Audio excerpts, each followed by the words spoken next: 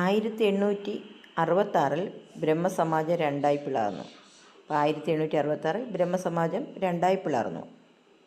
അതായത് ആദി ബ്രഹ്മസമാജം എന്നും ഭാരതീയ ബ്രഹ്മസമാജം എന്നും.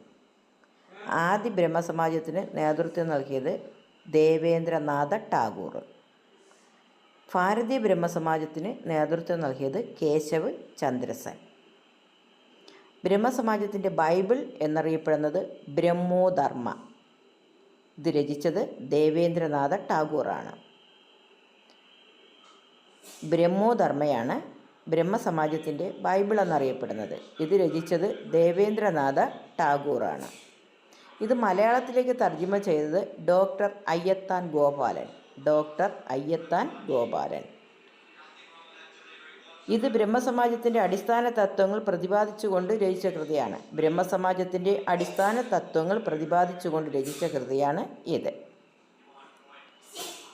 രാജാറാം മോഹൻ റോയുടെ ആശയങ്ങൾ പ്രചരിപ്പിക്കുന്നതിനായി ദേവേന്ദ്രനാഥ ടാഗോർ ആരംഭിച്ച സംഘടന തത്വബോധിനി സഭ 1839.